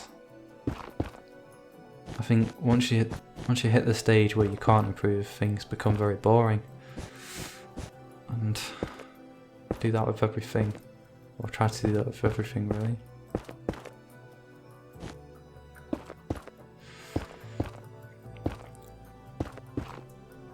I used to watch a lot of, there was a good documentary series, like fairly good anyway, watched a few years ago, something like Rise and Fall of Empires. Like, it was quite basic stuff, but when I was a kid I really used to like watching things like that. How the Mayans and the Aztecs, how they built these systems of these they're a bit like, not rice paddies, but this kind of irrigation system. So they'd collect loads of soil and then build it up in a lake, and then plant crops in the soil, and then for whatever reason the soil would be highly fertile and obviously would be watered very effectively.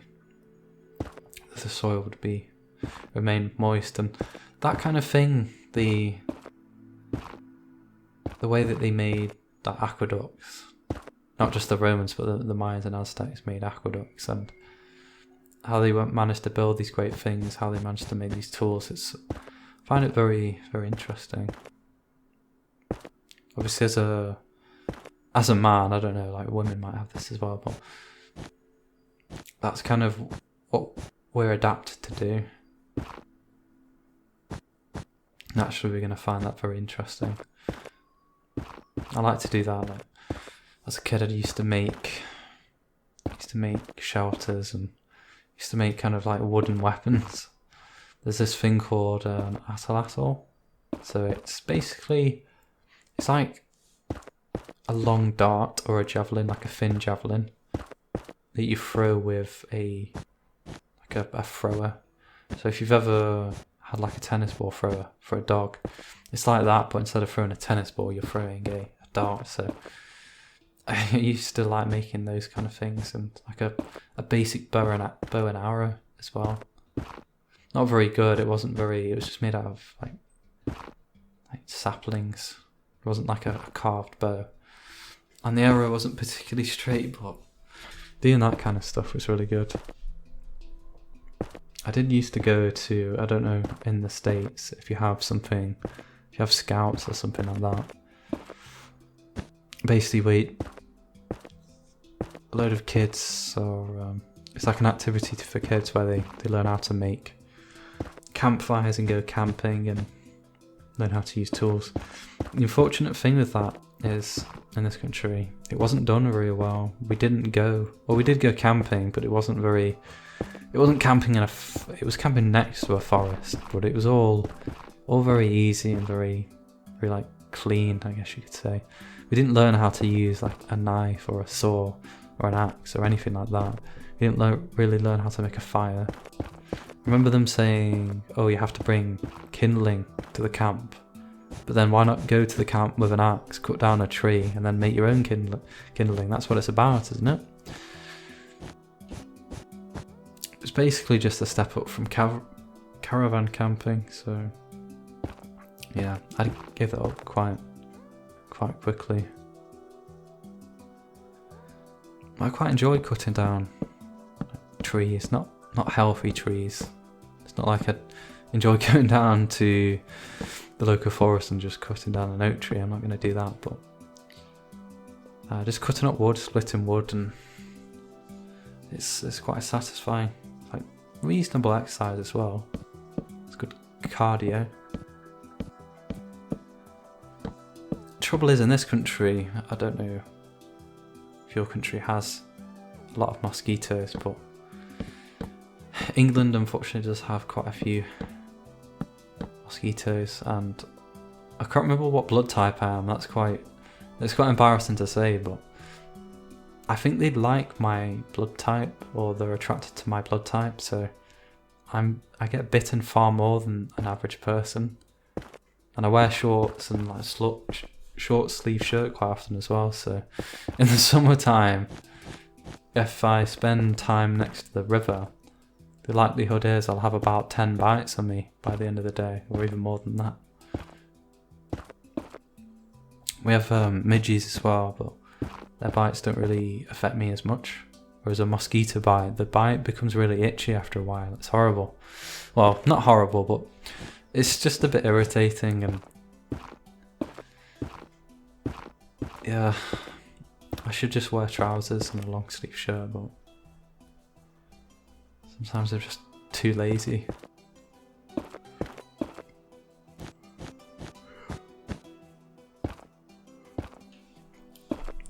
It's taken a while. I'm guessing the majority of people, they'll watch these videos just to see how I make it. And it is, like, obviously I haven't made it like this, but it is kind of interesting to see how it's made in this way. It gives you a few ideas of how you can do it yourself, I guess.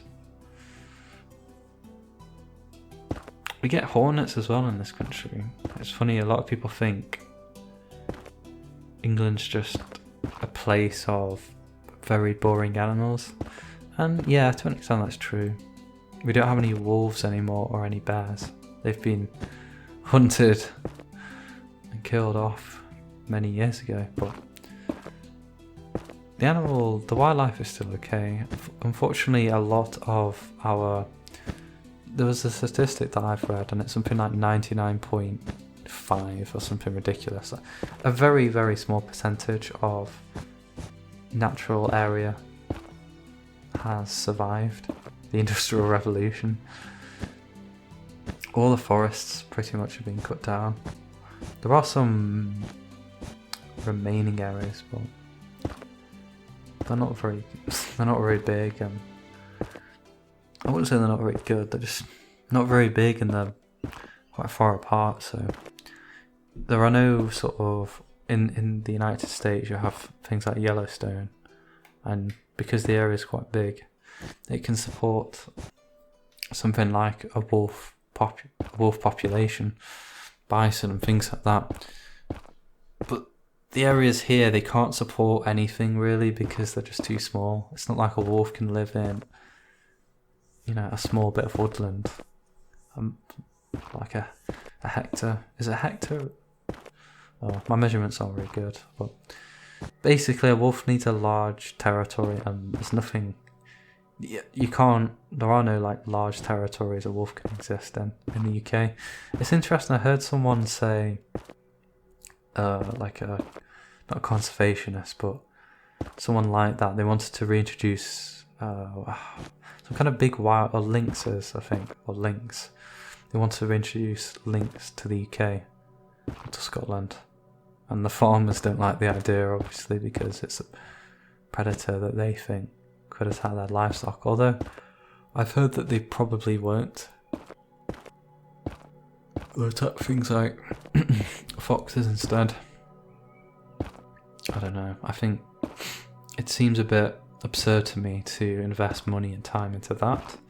I can understand their side of it. Obviously, they've studied the topic and they're very passionate about it. But for me, the most important thing you could do is get some trees down, and the right kind of trees, native trees. Make sure there's enough forest coverage, and if possible connect them so that you have these like wildlife corridors, as they say. And then once you've got enough of that, then you can start thinking about introducing or reintroducing wild cats, and I don't know, wolves will probably never be reintroduced. Definitely not bears. I think a lot of people, they do tend to mess around with these things, where it's like, there's this charity called the National Trust, and in my experience, they have, to be fair to them, in my area they have replanted a lot of, well, not a lot, but they've replanted some, some natural area. They have planted some trees, but they've spent a lot of money on other things that I don't deem important, like shops, for example, new buildings, new car parks. They've tarmacked a lot of farmland, and they've pretty sure they're paying their staff well. For me, that money should just go into buying land and planting trees. I know inevitably some money has to go elsewhere to get the job done, but I think you could do that fairly effectively.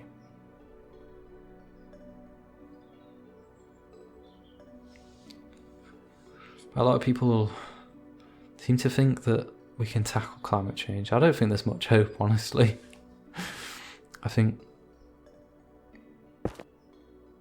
it's easy for like a middle class person from the West to say, let's cut down carbon emissions. But for someone in Africa or in a poorer region, they just want to make ends meet. They're not. The priorities are elsewhere, and obviously the average Westerner uses a lot more carbon. I think the key is technology. If you want to make a difference, you have to invest in new technology.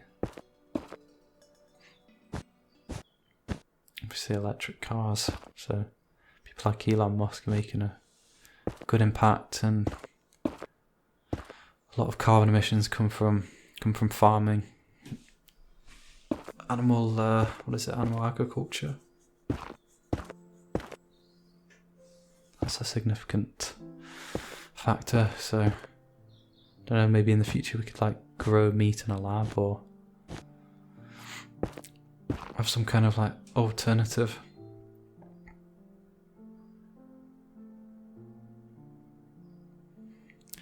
Yeah, so best in technology. Really am rambling about random stuff now. I don't know, hopefully you don't mind. There's just nothing I can say, like what do you want me to say? A block here, a block there?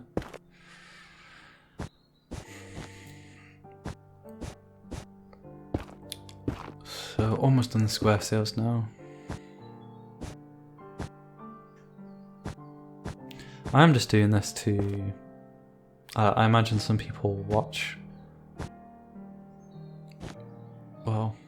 the video in some length, and then you might skip to this part and think, well, there's no commentary, this is boring.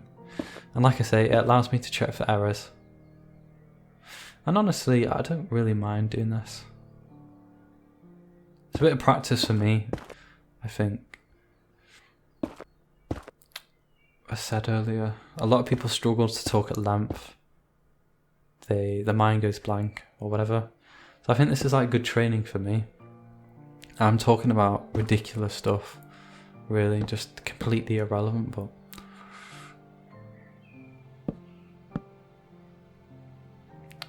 yeah, at least my mind's not going too blank.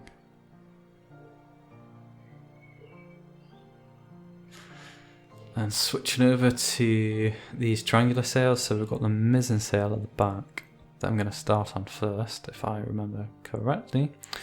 And then I'm going to do the stay sails.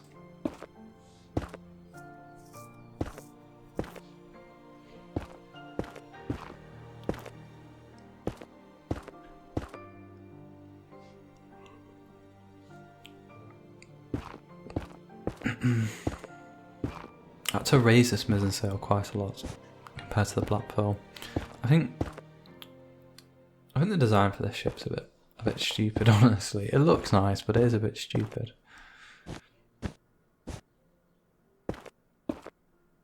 Designer in Game of Thrones, there was this... what's his name now? That pirate guy. Not really a pirate guy. I'm terrible with names, really. I haven't really watched Game of Thrones that much, and people have said, the last series is bad anyway, so... it's the guy with the big fleet, what is it, the Black Fleet or something. And everyone has a regular looking ship, and then he's got this like really big ship with double sails. I quite like that design. It's a bit ridiculous, but Maybe I could make that at some point, although Game of Thrones isn't particularly popular anymore, so is there any point?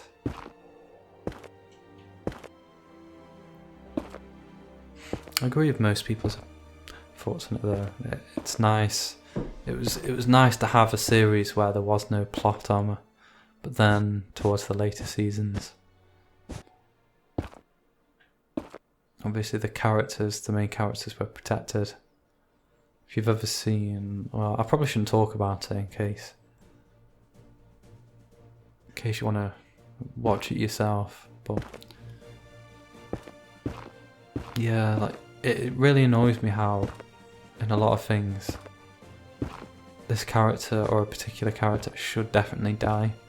They've made a bad mistake, they're in a very dangerous position, and they almost certainly should die and they just don't, and that happens repeatedly.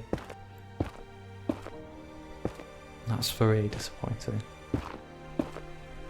And then things like making obvious mistakes as well. You just it's like you want to scream at the screen and say, what are you doing? Someone asked me before about what's the TV show called, Black Sails? And there's a ship in there called, if I remember correctly, oh god, I can't remember the name, but it's a frigate. Yeah, I can't remember the name of it. He asked me if I could make that, but yeah, this one's just tired me out, and I'm not really that show. I've seen a few clips. I haven't watched it myself. I've just seen a few clips on YouTube, and it looks fairly good. I don't know how popular it is. I just can't really be bothered watching TV at the moment.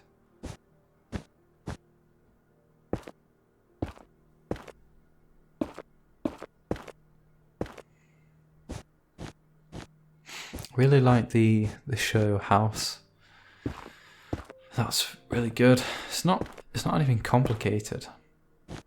I like the actor. I think, is it Hugh Larry's very well suited to that, and his American accent, as far as I can tell, is very good. It's funny reading comments about it. He sounds more American than most Americans. I like that. There's this boxer called Tyson Fury, and is obviously like probably the best heavyweight at the moment with Anthony Joshua, and a lot of people say his dad sounds more like him than he does. It's funny. He does sound a lot like his dad. I don't know how you get a voice like that, like a really like gravelly voice. I don't think well, he's probably smoked a few, but I think he smoked heavily, so I don't know how you get a voice out of that. Maybe someone just punched him in the throat a few times over his life.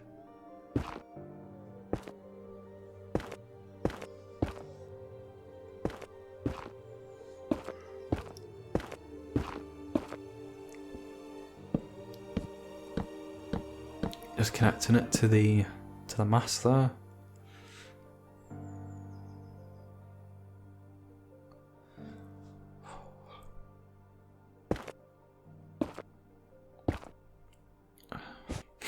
A few people have been talking about, or I've heard a few people talk about social media, how bad it can affect someone's mental health. And I agree with those comments. I think social media, a lot of people present themselves as if they're perfect people. They obviously don't upload or they don't post things that make them look bad, so you get this sort of extreme cherry picking, and when you see that, you compare yourself to these pictures and things, and you think, well, my life's not as exciting as that. I'm not as good as that, so be quite give people unrealistic expectations. You have this with body acceptance as well, particularly with women. Like, you should love your body, whatever else, and to an extent I agree, but then I think a lot of the people saying that, a lot of the women, they're quite unhealthy. Like, you have this idea that fat shaming is bad. Well, I think to an extent you should fat shame someone. Obviously not too much, it really depends, but at no point should being fat become an ideal. You definitely shouldn't bully someone for being fat, that's absolutely wrong, but at no point should you say to someone that you are healthy if you're overweight. I mean, this sounds obvious, but to some people, at least from what I've heard, they actually think that you should, or it should be kind of not shameful to be fat. Like you should be a little bit ashamed.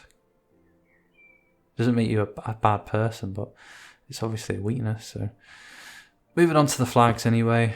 Don't have time to talk about that today. That kind of stuff, I guess. Maybe in the next long commentary. So you can see the diagrams on the left again. Probably more helpful than the actual video. I don't know what this like oak thing's supposed to be. It's like a skull and crossbones maybe, but because it's so pixelated you can't really tell. And then the flag at the front. So you want to use slabs for that.